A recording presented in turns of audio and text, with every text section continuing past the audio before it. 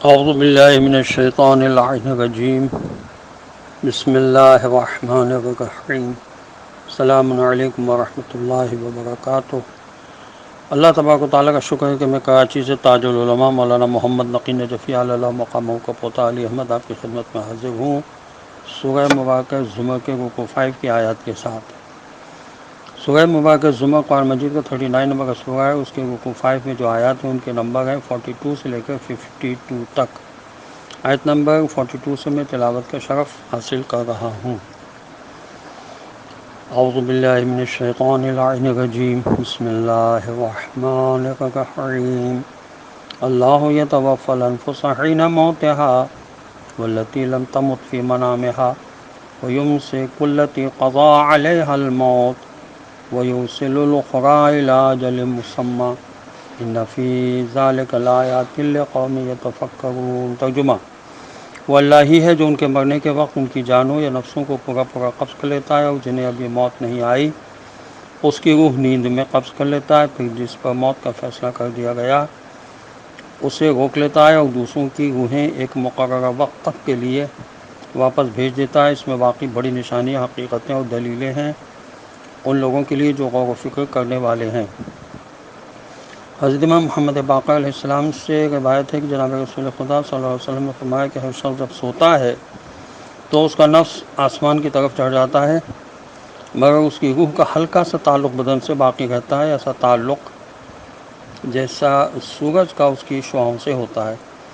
پھر اگر اللہ نے روح قبض کرنے کا ارادہ فرما لیا تو روح نفس کی دعوت کو فوراً قبول کر لیتی ہے، اور اگر اللہ نے نفس کو واپس جانے کی اجازت دے دی تو نفس روح کے بلانے کو مان لیتا ہے اور فوراً پلٹ آتا ہے۔ یہی اس کا مطلب ہے۔ اب نفس جو کچھ عالم ملکوت میں دیکھتا ہے اس کی تعویل مطلب تو نکالا جا سکتا ہے، مگر جو کچھ نفس زمین اور آسمان کے درمیان دیکھتا ہے وہ اکثر شیطانی خیالات ہوتے ہیں، ان کی کوئی تعویل اور مطلب نہیں ہوتا۔ انسان روح اور جسم کا مرکب ہے۔ روح ایک غیر مادی چیز ہے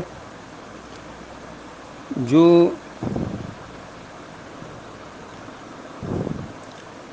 جس کا جسم سے تعلق اس کے لیے نور حیات کا سبب ہوتا ہے، اور موت کے وقت جسم اور روح کا تعلق ختم ہو جاتا ہے، اور نیند کے وقت بھی ایسا ہی ہوتا ہے۔ فلسفی ہے کہ نیند کے وقت جسم اور روح کا تعلق بالکل ختم نہیں ہوتا، کسی حد تک تعلق باقی رہتا ہے۔ نیند موت کی کمزور حالت کا نام ہے، اور موت نیند کا مکمل نمونہ ہے۔ نیند اس بات کی دلیل ہے کہ روح ایک مستقل چیز ہے۔ جب انسان سوتا ہے اس کے جسم کا تعلق روح سے کٹ جاتا ہے تو کبھی تو یہ تعلق بالکل 100% کاٹ دیا جاتا ہے جسے موت کہتے ہیں، اور کبھی یہ تعلق پھر پوری طرح جوڑ دیا جاتا ہے جسے انسان نیند سے بیدار ہو جاتا ہے۔ نیند کے عالم میں انسان ساری رات موت کے آستانے پر رہتا ہے۔ اگر انسان اس پر غور کرے تو سمجھ لے گا کہ وہ موت سے کتنا قریب ہے۔ اس بات کا سمجھنا اس کے لیے حقیقی بیداری ہوگا۔ انسان کس طرح خدا کے ہاتھوں میں بے بس و لاچار ہے اس کا اندازہ بھی نیند سے ہوتا ہے، اور اس سے اللہ کی قدرت کاملہ اور رحمت عامہ بھی سمجھ میں آتی ہے۔ یہ تفسیر نمونہ میں لکھا ہوا ہے۔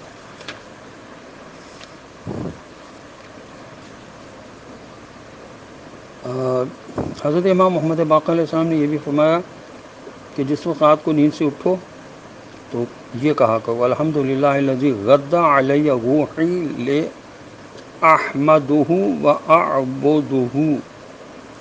ترجمہ یہ ہے: اس اللہ کا شکر و حمد بجا لاتا ہوں کہ جس نے اپنے لطف و کرم سے میری روح کو میری طرف لوٹا دیا تاکہ میں خدا کی حمد اور شکر ادا کروں، اس کی عبادت و اطاعت کرتا رہوں۔ یہ تفسیر نور الثقلین میں بھی لکھا ہے اور اصول کافی میں بھی۔ آیت نمبر 43: ام اتخذوا من دون اللہ شفعاء قل اولو کانوا لا یملکون شیئا ولا یعقلون۔ ترجمہ: کیا انہوں نے اللہ کو چھوڑ کر اور سفارشی بنا لی ہیں؟ آپ صلی اللہ علیہ وسلم کہہ دیجئے کہ کیا وہ سفارش کریں گے چاہے ان کے پاس کسی چیز کا بھی کچھ اختیار نہ ہو اور نہ وہ عقل بھی رکھتے ہوں؟ آیت نمبر 44: قل للہ الشفاعۃ جمیعا لہ ملک السماوات والارض ثم الیہ ترجعون۔ ترجمہ: کہہ دیجئے کہ سفارش پوری کی پوری اللہ کے قبضے میں ہے، کیونکہ آسمان و زمین کی بادشاہت حکومت کا صرف وہی مالک ہے، پھر اسی کی طرف تم کو پلٹ کر جانا ہے۔ آیت نمبر 45، وَإِذَا ذُكِرَ اللَّهُ وَحْدَهُ اشْمَأَزَّتْ قُلُوبُ الَّذِينَ لَا يُؤْمِنُونَ بِالْآخِرَةِ وَإِذَا ذُكِرَ الَّذِينَ مِن دُونِهِ إِذَا هُمْ يَسْتَبْشِرُونَ۔ ترجمہ، اور جب اللہ کا وحدت کے ساتھ ذکر کیا جاتا ہے تو آخرت پر ایمان رکھنے والوں کے دل دکھنے اور کوڑھنے لگتے ہیں، اور جب خدا کے سوا دوسرے جھوٹے گھڑے ہوئے خداؤں کا ذکر کیا جاتا ہے تو وہ ایک دم سے خوش ہو جاتے ہیں۔ تفسیر نمونہ میں لکھا ہے کہ ہر زمانے کے حق دشمن لوگ خدا کے علاوہ کسی بادشاہ، سرمایہ دار، ایکٹر، ہیرو، کھلاڑی، گلوکار یا معشوق کا نام سن کر بڑے خوش ہوتے ہیں، ان کے چہرے کھل جاتے ہیں، لیکن اگر ان کے سامنے خدا یا خدا والوں کا نام لیا جائے تو ان کو سخت دلی تکلیف ہوتی ہے اور ان کے چہرے بگڑنے لگتے ہیں اور برا سموہ بنا کر وہاں سے نکل بھاگتے ہیں۔ آیت نمبر 46،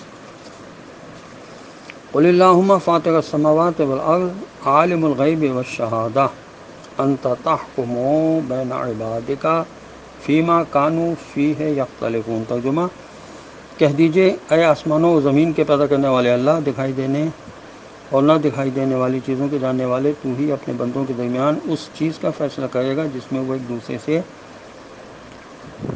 اختلاف کرتے رہے ہیں۔ آیت نمبر 47، وَلَوْ أَنَّ لِلَّذِينَ ظَلَمُوا مَا فِي الْأَرْضِ جَمِيعًا وَمِثْلَهُ مَعَهُ لَافْتَدَوْا بِهِ مِنْ سُوءِ الْعَذَابِ يَوْمَ الْقِيَامَةِ وَبَدَا لَهُم مِّنَ اللَّهِ مَا لَمْ يَكُونُوا يَحْتَسِبُونَ۔ ترجمہ، اگر ظالموں کے پاس زمین کی ساری دولت بھی ہو، بلکہ اتنی ہی اور بھی ہو، تو یہ قیامت کے دن اس بری سزا کی سختی سے بچنے کے لیے سب کچھ فدیے میں دینے کو تیار ہو جائیں گے، اور وہاں اللہ کی طرف سے ان کے سامنے وہ کچھ ظاہر ہوگا جس کا انہوں نے کوئی اندازہ یا وہم و گمان تک نہیں کیا تھا۔ آیت نمبر 48، وَبَدَا لَهُمْ سَيِّئَاتُ مَا كَسَبُوا وَحَاقَ بِهِم مَّا كَانُوا بِهِ يَسْتَهْزِئُونَ۔ ترجمہ، وہاں ان کی برے کاموں کی بری کمائی ان پر ظاہر ہو جائے گی اور وہی عذاب ان کو ہر طرف سے گھیر لے گا جس کا وہ مذاق اڑایا کرتے تھے۔ تفسیر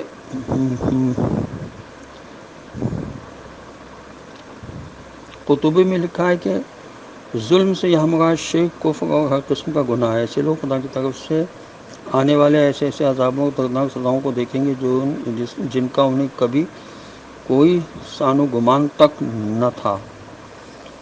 وہ صرف خدا کی مہربانی کی وجہ سے مغرور ہو گئے تھے اور خدا کے غصے، ناراضگی اور قہر سے بالکل غافل تھے۔ آیت نمبر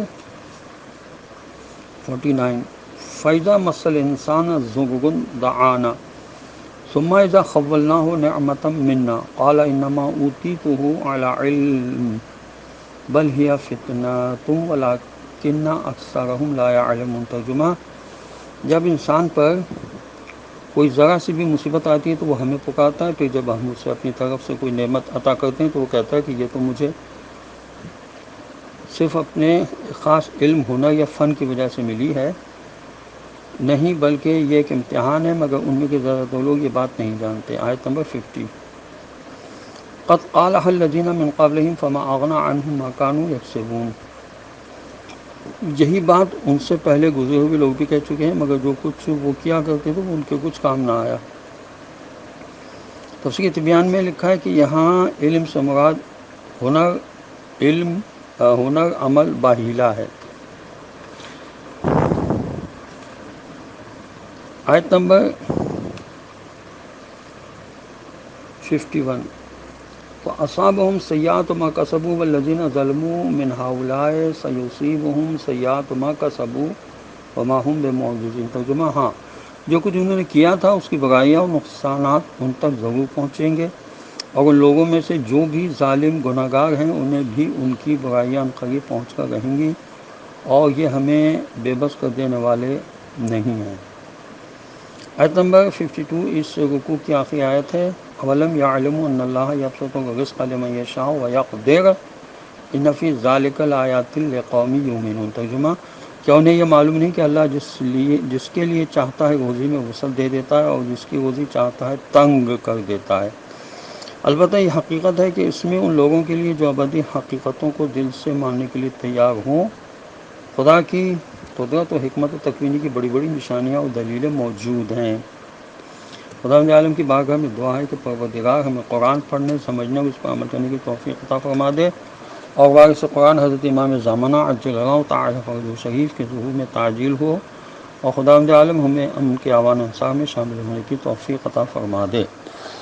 وآخر دعوانا ان الحمد للہ رب العالمین، وصلی اللہ علی سیدنا محمد وعلی آلہ الطیبین الطاہرین المعصومین المظلومین۔ السلام علیکم ورحمۃ اللہ وبرکاتہ۔